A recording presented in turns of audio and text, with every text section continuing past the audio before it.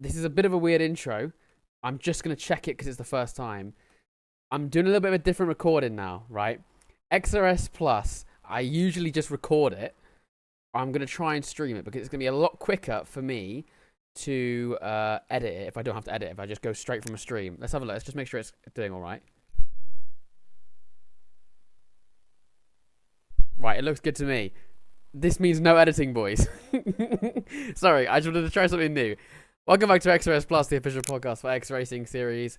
Avi Tizza is back. This time, not on a wall. He's back in the comms box, or back in the pod box, yeah? Enough of it, okay? Look, McQueen has faded. Look, leave me alone, guys. Okay. We're trying something new this time for this season. I'll start from the beginning, actually. Every week, for those of you who don't watch XRS Plus or maybe are new to the league, I will be uploading every single Tuesday. Tizza Tuesdays, although to be honest, it's 8 p.m. already because I've been focusing on predictions. So this one might be a little late, but normally Tizza Tuesdays, I'll be putting out a video every Tuesday about the weekend that's just happened. First of all, I want to say big congratulations and a big clap to the mods, brand new moderators in the league. And they have got results out super quick, ready for Tuesday, which is great. So thank you very much to the mods. And I know Randstyle is working his magic with them, getting them, used to the results and how it's done. So it should be great and very, very quick, which I'm happy about. In this podcast, it's a much quicker one. It's not a long one. It's just going to be a shoot through all the divisions, some of the most notable moments that we saw, and I will be giving my driver winner and my driver loser. This is different, first of all, to driver of the day. When you see on Instagram or TikTok or whatever, driver of the day, that's not me. The only thing I do is podcast. Everything in XRS Plus on YouTube podcasts, that's me. The YouTube is in terms of the highlights and stuff. That's Fetch.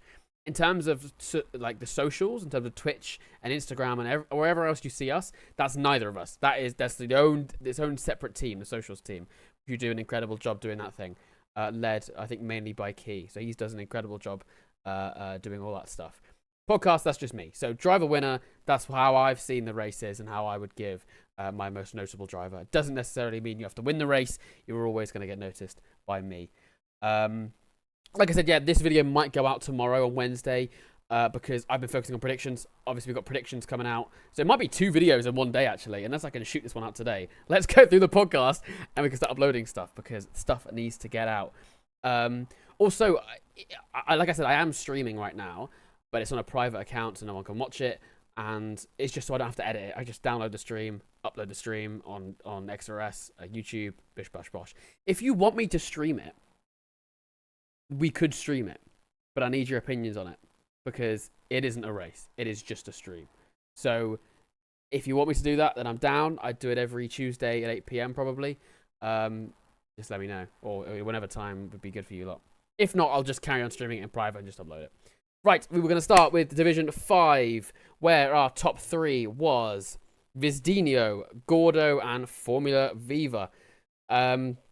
Great race to kick off the season, I think. I think it gave us a taste of what we're going to see this season in terms of, first of all, ghosting. Obviously, there was a lot of incidents where ghosting was very apparent. It took out some of the leaders or those closer to fighting for the lead. I think the most notable one was Tiller. The Audi was doing a fantastic job right up at the front and getting caught in that incident with Vizdinho and spinning down. He actually collected Dondolf and Formula Viva as well. So that is kind of a hint to what we could be seeing this season with ghosting off. Obviously, you've got to be a lot more focused on yellow flags, see where they are, make sure you're prepared and reacting to it. It's not like F1 quali where you see yellow flags and have to lift off. It just means be cautious. That's what it means. It means something has happened ahead of you. Make sure you're ready for it. Now, obviously, some incidents you cannot avoid. It's someone who spun like a foot in front of you on lap 1. You're obviously going to die. But some incidences you can avoid, and it's just about being more aware. We don't really want this rule to be on in the grand scheme of things. It's down to the fact that the game is just a bit busted, and after 8 seasons of weird ghosting incidents and how on earth do we steward this because he's ghosted on this guy's screen but not ghosted on this guy's screen, we've called it quits and said, you know what, as long as we can make it as equal as possible for everybody by just turning ghosting off. It's risky. We've gone for it. We'll see how it goes, and I back it. So first of all, unfortunate for Tiller, but a taster of what Audi can do. And I'm going to talk about Audi a lot this in this podcast because I am so impressed by what they've cooked up in this season. I'm very excited. But well done, of course, to Viva for making it back up to P3, Tiller making it back up to P5, Dondolf to P7. So still a very solid comeback drive for the three of them who were at one point in the race in the gravel. I think the other notable point that we noticed, obviously, Side Effects, who did actually end up winning that battle for P3 that was going on with the Cadillacs and Tiller as well, who's in that fight, picking up 2 penalties and 2 really poor penalties as well. Williams genuinely have an OCC winning lineup for the first time ever. Let's not forget that they won their first trophies last season, and now we're talking about OCC. This has been one of the most incredible risings of a team XRS has ever seen, but they cannot afford silly mistakes like this. And I mean, it's not even like they were mistakes that you can argue either way. I mean, Side Effects has killed 2 people individually on straights, and I couldn't load the one with the Red Bull. Only the Red Bull's POV I could see, but it looked pretty bad. The McLaren's one, which I did get to see, is really bad. So, and I think actually, I say that I was commentating, and I think I watched the Red Bull one live, but never mind. Yeah, it's silly mistakes, and it needs to be fixed real quick because you can't afford quali bans, race bans, when you're in an OCC fight, especially considering how close last season was. If we're going to reflect that into this season, you can't afford it. So unfortunately for Side Effects, it drops them all the way down to 9th place. That's massive points taken off Williams' tally, but they've had a good weekend across the board, so it's forgivable for round 1. My driver winner, I don't often do this, but I'm going to do it. I'm actually going to give it to a team because I think both drivers did a very solid job. I'm going to give it to Cadillac. Formula Viva was very sought after last season by multiple teams. Ended up going to Mercedes and actually didn't perform as well as I thought he would. Coming into this season, he's moved over to Cadillac. And he's shone. He's done a fantastic job. His pace was very solid, even though, like I said, at one point he was in the gravel. Made it back up to P3, stayed away from incidents, which seemed to be the main thing on this division. A lot of drivers dropping down due to bad reactions to crashes, not being able to get used to the ghosting being off. Both Cadillac did a very solid job with it. I almost want to say the same about Jamo, but for kind of a different reason. He doesn't seem to have knacked. I've got the knack of the new battery yet. I think there was a moment on the earlier laps where he got his battery all wrong, made a mistake, and got caught by like 4 cars down a straight. Once that gets ironed out, I mean, he got P4. There's 3 and 4 for Cadillac. Once that gets ironed out, I think they'll be absolutely fine. But there's a very solid lineup, and it's great to see that Key's back in the OCC fight as a TP. I think that's where he should be. Driver loser. I mean, I think it's fair to say that the obvious pick would be Vasi. It looked to be a very straightforward podium. And getting disconnected, his power going off, and then his AI pitting him, dropping him down to 16th. So absolutely 0 points, considering he was going to get a podium. It does suck. Fortunately for Mercedes, on Mercedes' team point of view, Gordo still got a podium, finished P2. But from an individual point of view, for Vasi, who definitely has the pace to win this championship, it just sucks. So it's about, forgetting it, moving on, locking in for Japan. He's got the pace to fight for it, and he just needs to stay focused. So there you go, that's my driver loser. Moving on to Division 4, where the top 3 was Karen, Nico, and Lemon. There's probably even more to talk about this division, so I got to keep it quick somewhere. First of all, Nico versus Tycho. What a fantastic scrap. And you know what? For different reasons.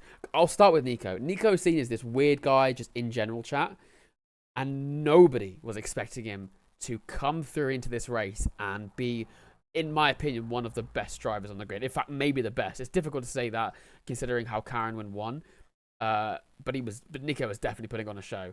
For my driver winner, I've given it to Karen Win because that is just domination. Like, coming into a league after not racing for so long in the XRS scene and dropping that as a race, again for Williams, another Williams driver. That's fantastic. What a terrific signing for Lasserdon. But Nico was a close second. He was relentless on the back of the Red Bull, and great defense from Tycho as well, which moves us on to the other side. Me and Tycho have had our differences in the past, right? That man very narrowly cost me, nearly cost me a championship back in Season 4 because of his antics. Used to be one of the most dangerous drivers I've ever seen in league racing ever, and I've been in the scene for 4 years. More than 4 years now. But what we saw today was a completely different driver. He's taken himself away from league racing, or at least league racing in XRS.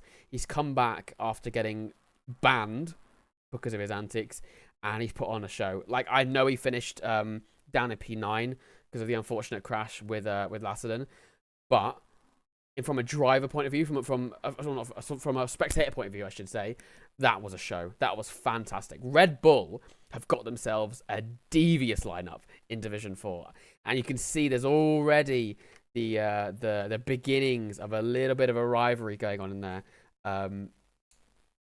between the Williams pair and the Red Bull pair. So it could be interesting, especially if Nico's able to keep consistency through the season. Maybe involve himself in some more of these podium scraps. Maybe go for a win. Division 4 could be fantastic this season, and it's an interesting one because I think people, the XRS generalists, won't see this as an interesting title fight because they're all kind of, I don't want to say randoms, but they're not people we've seen in title fights before. There's no reigning champion involved in here in this fight, other than Lasserdon. They're all kind of new or newer. But keep an eye on it because I think we've got some names coming up from out of the shadows in this division. I think it could be very exciting. Another thing I noticed as well, great teamwork from a couple of teams. Alpine, Blake and the reserve Neek were working well together to try and push Blake up the order and separate the pack that were following behind. So Haas working well together. That was Vaxi and Boldy. Not Vaxi and Boldy. It was Neon and Vaxi, I should say. Boldy's Div 5. Working well together to fight Walker. Great to see teams, even if there's a reserve involved there, working well together to try and help the team.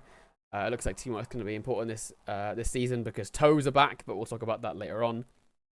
But yes, my driver winner is going to be Karen. My driver loser is going to be Tycho, but take that with a pinch of salt because he had an incredible race. He looked like a completely new driver, and I'm very, very happy to see because he was a pain in the ass back in the day. We're going to move to Division 3, where the top three was Shoot, Miles, and Oberwalf. First of all, I'm going to give my driver winner to Shoot because Aston Martin, as they always do every single season, have an incredible round one and then drop off. Once again, they're having an incredible round one. They won Division 5, they won Division 3. At least Division 3 was with a full-time driver. Division 5 wasn't. But they've done it from pole. Shoot is clearly the best in the division in terms of pace. Fantastic race. But I nearly gave it to Oberwalf. If somebody taught Oberwalf how to fucking qualify, he would actually be like a threat to society. Because what? He's gone P16 to P3. And by the way, he was P10 at the end of lap 1. What? He's in terms of a quality driver, and obviously I don't know much about Shoot, but in terms of the drivers I know about in this division, in terms of quality, race pace, consistency, Oberwalf is easily slam dunk the best. I mean, actually, I say that Paul Diver's in there as well, so maybe it's close. Man, if Oberwalf just sat down on a quali session and just learned how to drive fast in one lap, as opposed to 29. I can't believe I'm saying this because usually it's the other way around. Usually you're telling people to stop being quali merchants. Oberwalf is the other way around. What a great race to be on a podium. Again, another massive, I don't even say signing for Williams because he was there before. He's staying there long term, and I think that's a great driver to lock in again for this season. He just needs to learn how to qualify. It was a wet start to this race, which caused absolute chaos. Division 3, we're not ready for that, evident by the crashes. Obviously, the first crash being at turn 1, which took out both Mercedes. They actually made a massive comeback. After they were both last and second last, they were sat 20th and 21st. Made it back up to Worldwide being P6 and Pink being P9. I think I was down to pitting quite late. Looked like the rain actually dried quite slowly. So when most people went onto the hards, it actually wasn't hard conditions. It was actually still intermediates. So good initiative there from Mercedes to wait a little longer, as well from Miles as well. He finished P2 and potentially could have won, but good initiative, staying out a little bit longer. I think that would have helped him. But a great comeback. I'm not going to give Mercedes drivers losers because a driver that also started at the front and dropped down to the back in the second crash didn't make it back up.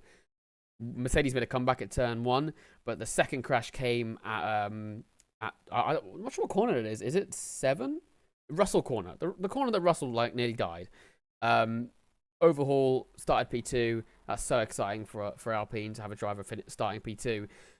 Got into an incident that corner, had to make an extra pit stop, ended up finishing 18th. That's so unfortunate.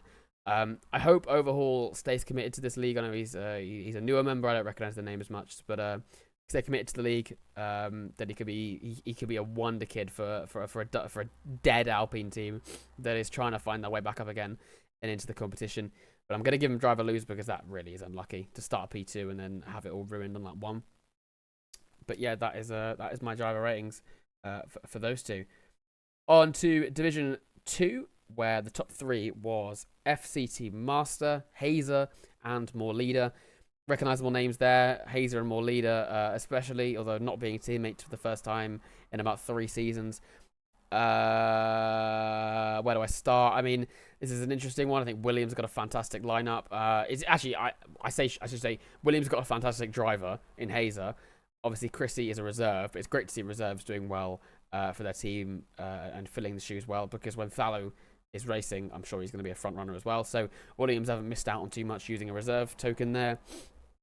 Little unfortunate for Alpine, Mafia dropping to 5th and Courts to 7th after starting on pole. I will say, by the way, post-race, Master got a 5-second penalty for cutting the pit lane, which I don't agree is a cut. That was a big contention and went to appeals for that one. You've got to go into pixel to pixel for that one, and I hate penalties, especially cutting the pit lane pens to go down to pixels, but the penalty took its course. Looks like the 5 seconds going to be staying. And Hazer, who was P2, also got a 5-second for making contact with Courts. With those 2 penalties in mind, Mafio dropped it, and I think the last lap, or beginning of the last lap, if he hadn't done that, he would have won the race. So really unfortunate for Mafio that he's missed out on that, and for Alpine, who this is probably their best division. I think it's fair to say it's their best division. It's going to be the one that saves them. I mean, P5, P7 is still very solid, but I mean, P1, P7 would have been better. So unfortunate for Mafio on that side. Another driver who got quite unlucky is Saban. I know he was up at the front, qualified P4. He looks to be the only McLaren driver who was really contending to the front, but unfortunately spun on his own, and that's a silly mistake. Dropped down to 12th. It's still points, but with McLaren's, I don't know what McLaren targets this season. I imagine it is beating somebody. It's not going to be coming last and just accepting it. It's not an ideal situation for McLaren to be, considering it was their only driver on track. As well, great to see Aldi doing well again with Masters win on the move on the last lap. I think that was fantastic. Very aggressive, but it had to be done. Great to see Don Parry as well, who isn't racing full-time, but obviously he was a Sauber driver last season, staying in the loop of the team, jumping in, helping out, reserving, and also holding up the drivers behind for his teammate. And what that tells me is that Audi are beginning to have a personality in the team. They're not just another name. They're starting to have a personality. They're starting to have their community. They're starting to build a foundation of an actual competitive team as opposed to just a group of league racers.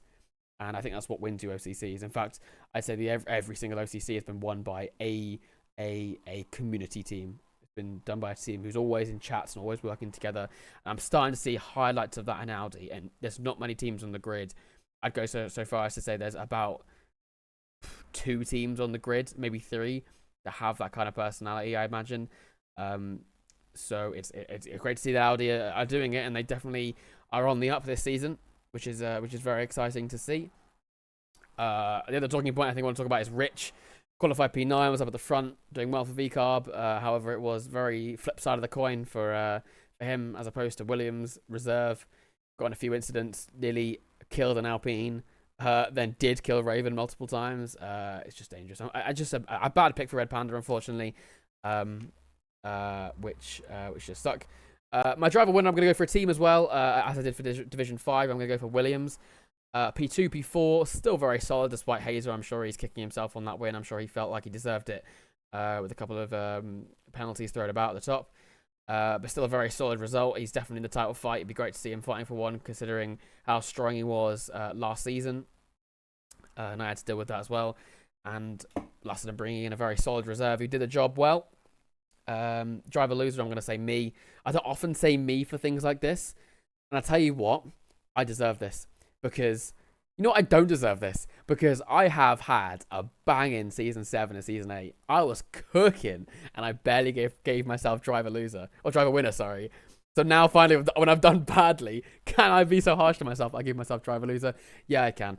Lads, McQueen's faded. I'll be so real. It's over. We may be cooked, but we're staying locked in. We're going to bring it back. Don't you worry, boys. Look out for Learner Driver because he's on the comeback in Japan. Just you wait. We're going to move on to Division 1, the fastest boys, and fast they certainly were, with the ridiculous toes in quali, with our top 3 being Sab, Jaipo, and Powertwan. Yeah, I mean, the first way to start is toes. For goodness sake, game. I tried to get a toe off Hazer, who could tell what I was doing and dipped. He ran away when he found out what I was doing and couldn't get behind me. Yeah, toes are back. They've been reported as potentially a ban, I think, to be banned. If you guys remember back in season, I want to say 6. No, that can't be right. Season 6 was the season 6 was the first season of 25. So it would have been season 6. So it would have been season 5 then. Yeah, season 5. This is the final of 3 seasons of 2024 of F1 24, I should say. That's when the toes were ridiculous as well. It was banned. Actually, I remember now. It was banned midway through season 4. That was the second season of F1 24. I remember because the next round was Zandvoort, and I didn't get a toe and qualified 3rd. And everyone was like, "Oh, he's only qualifying well because he's getting a toe from Ransdale." Well, have it, right? Qualified P3, I think, and ended up finishing P2. But anyway, that's about me. Yeah, toes were banned back then. The rule was that you couldn't be within 2 seconds of a driver starting their lap, so people were parking up at the final sector and giving each other gaps. That may be coming back. Obviously, last game or before the DLC in 2025 didn't really have an issue with that because the dirty air has been very much reduced this season or in this DLC. In addition to that, obviously, battery being used, so a toe is going to be even more efficient because you're not always on throttle, or you're less on throttle, or you're less on battery, or you're less actually going for it or pushing. So a toe kind of just gives you that extra boost, even more so. I mean, incredible lap from Tonio, to be fair. I think it was a 16.3. That is ridiculous, but it was with a toe. You know what I mean? So it's being looked into getting banned. It probably won't be banned before Japan because Japan is literally tomorrow. But it is definitely something that's going to be on the mind of the admins, I think, because it's a massive advantage given to those who are able to get it working. For me, right, I quite like the toe. And I said the same thing back in Season 4. I disagreed that it got removed because I think it encourages teamwork. However, on the flip side, it does kind of... It hurts the people that don't have a teammate, or hurts the people that, it doesn't really matter about pace. If you've got a teammate that can just tell you, I would make the case that this whole game doesn't matter about pace because it's just whoever can press the battery button at the right time. So we're just steering into the skid if we keep towing on. I think it's fine, but yeah, people have called for it to be off. I'm for either way. I don't really mind. We'll have to look into it. We'll have to find out. Obviously, another massive talking point about this division was Casper and Callum. I think the big 3 names, the kind of triple crown of this division is Casper, Casper, Callum, and Jaipo. Jaipo had a great race. Unfortunately, with the penalty, missed out on the win, finished P2. But Casper, who drops it himself, and Callum got caught in an incident on lap 1. 2 big names who are down on points. Casper ended up finishing 12th, I want to say, and Callum DNF'd, which is unfortunate for Williams, who we'd expect to be their star boy and the reigning champion. I don't even need to say I hope they bounce back in Japan because they absolutely will. But it's an unfortunate start, both for their own drivers individually, but also for their teams, as they're both for teams that are going to be having a little sniff at the OCC, I'm sure. Another one I want to talk about is Powertwan as well. That is Ferrari's saviour.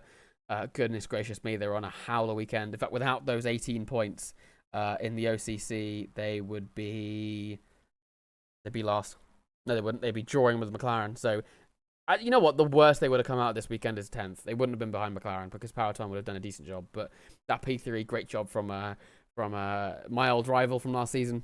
And he's got some incredible pace in this game, and it's paid off for Ferrari. That's a saviour signing, is what it is. My driver winner, though, in this division, I'm going to give it to Saab. Fantastic job. Back-to-back Audi wins in Division 2 and Division 1, cementing themselves as a front-running team, or at least challenging for the title. What I've seen, and I also talked about this in the podcast as well, they've got very, very alternate... the predictions podcast, which is going to come out either yesterday or tomorrow, depending on which order I upload these videos. What I've noticed is Audi's lineup is very, very to and fro. They've got Tiller, who's a front-runner in Division 5. Reeves is back. They've got Karma, who I think should be a front-runner in Division 4. Dylan, who's at the back. They've got CB46, who I think will be a front runner in Division 3. Kev might be more closer to the middle. Division 2, they've got Dylan Evans, who'll be closer to the back. Master, who's at the front. Division 1, they've got Saab, who's clearly proving himself at the front. And Grant, who didn't race, but I imagine he's my potential for Audi having 2 front-running drivers in the division, because based on last season, he was rapid. I hope he commits to this league, because I think he'd do a fantastic job. Unfortunate for Audi, they picked up they got a reserve and he finished P11. That's still solid points. That's still 5 points. So not bad at all. But I hope we see Grant's race very soon. But great to see Audi doing well. I mean, Saab, that's fantastic. I mean, Saab was Division 5, lads. You know, at one point, Saab back in Season 4, he was an Alpine. He was in Snowy's Alpine, and he was in Division 5. And between Season 4 to Season 9, that is, I'll work it out for you, actually. That's a year. That's 2 years. He's gone from Division 5 to Division 1. Well fucking done. Very deserved win. I'm cheering him for the championship. Honestly, I am. He was in my McLaren team back when we won the OCC as well in Season 5. So, you know, he's still one of the boys, even though I don't really talk to him too often anymore. But he is still one of my boys. And I hope he does well for Audi. I think they've got a proper lineup on their hands now. This is exciting stuff. Well done, Audi. We're going to move finally to the OCC, where should I do the OCC top 3? I was getting ready to say it then. But you kind of need the whole thing for context. If you haven't looked at it already, the order is Williams, Cadillac, Mercedes, Aston Martin, Audi, VCarb, Red Bull, Alpine, Ferrari, Haas, and McLaren. You know what I've just noticed, by the way? Not to say, obviously, that Ferrari and McLaren, how are they so low? What's going on? I can't believe this is happening, which I think we need to shut up about now because it's getting old. I've noticed. I was going to say, you'd probably think this lineup is upside down based on what I've just said. Genuinely, not only the fact that the 3 teams that have ever won an OCC are literally 9, 10, and 11. Ferrari, Haas, McLaren, the 3 teams that have won an OCC. The only 3 teams that have won an OCC in the last 8 seasons of XRS existence. They're 9, 10, 11. But oh my god, I've realised. Every team that's finished second at any point in XRS, which is Alpine, Red Bull, and VCarb, ignoring Audi, who are actually there as well. Oh my god. So P11, P10, P9 are the 3 winners. The 4 teams that have ever finished second are Alpine, Red Bull, VCarb, and obviously Alfa Romeo then, which is now Audi, are literally 8, 7, 6, and 5. And then the 4 teams that have literally done niche, besides the odd trophy and now working their way up, which is Williams, Mercedes, Aston Martin, and Cadillac, who are new to the league, or new to racing, are 4, 3, 2, and 1. This OCC order after round 1 is literally upside down based on everything, based on literally everything, based on previous performance in terms of you round up all 8 seasons of XRS, put them all together, mush them all together, where would the teams be? The OCC is literally upside down. The 3 most successful teams are last. The next kind of group of most successful teams who have just missed out on OCC are in the middle, clumped together, and then the teams that have won pretty much niche are top 4. What is going on? I didn't even realise that. I realised that in live time. What a time to be alive. Yeah, XRS has gone absolutely upside down.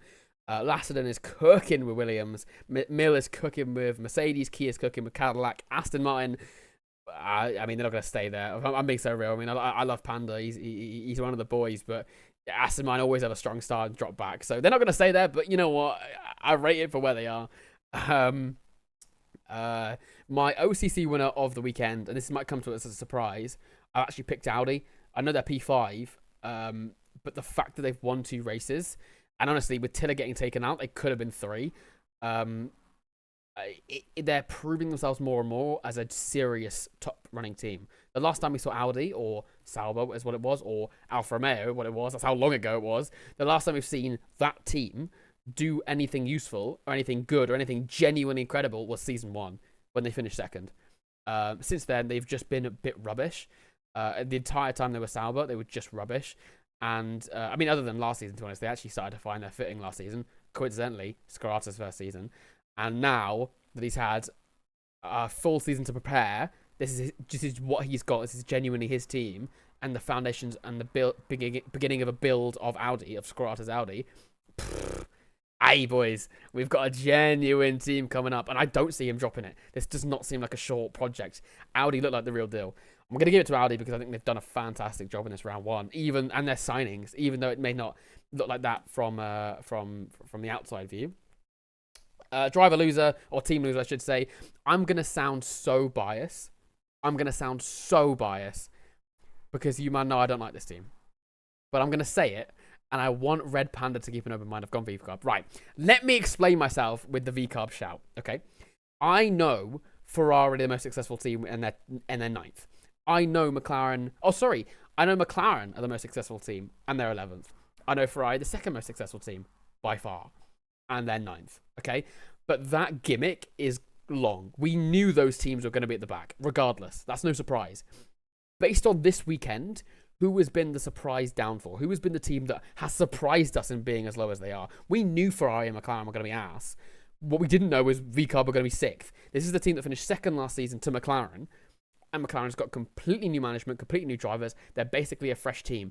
That McLaren badge that was on the race suits of last season's drivers is a completely different badge to this season. They may as well be a different colour, different team. We may as well call it Lamborghini this season.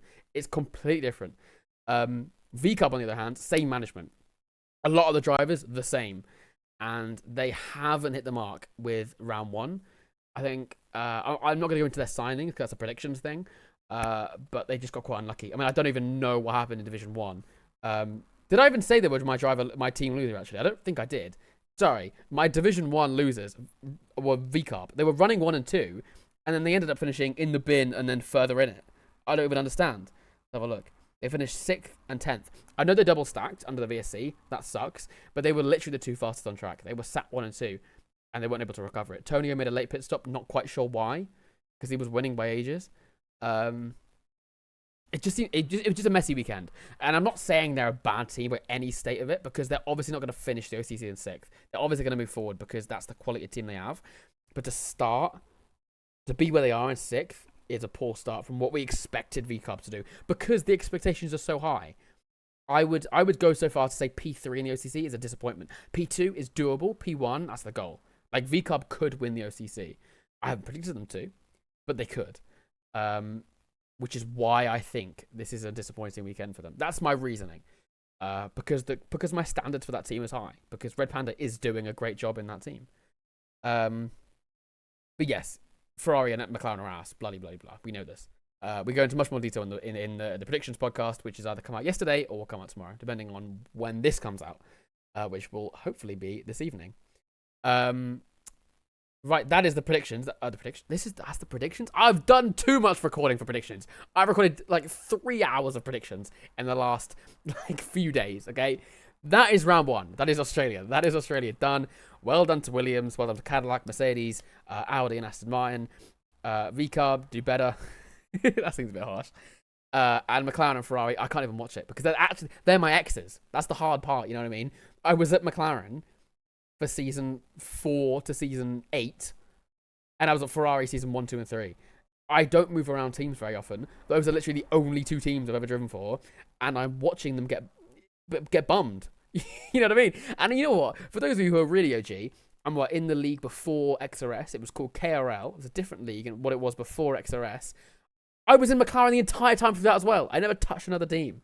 So to see, my boys, right? Ferrari, which is under the same management. I know McLaren's different management, but it's the same badge, in terms of the shape and colour. I know I went on this big thing a minute ago, but that's my team, bro. I back English, and I absolutely back Raven. He's the best DP the XRS has seen. Those teams will see the light of day again. but goodness gracious me, they are stinky round one. I'm praying for them. But there is round one. We got Japan next week. Very excited. I will see you all very, very soon. Have a good one.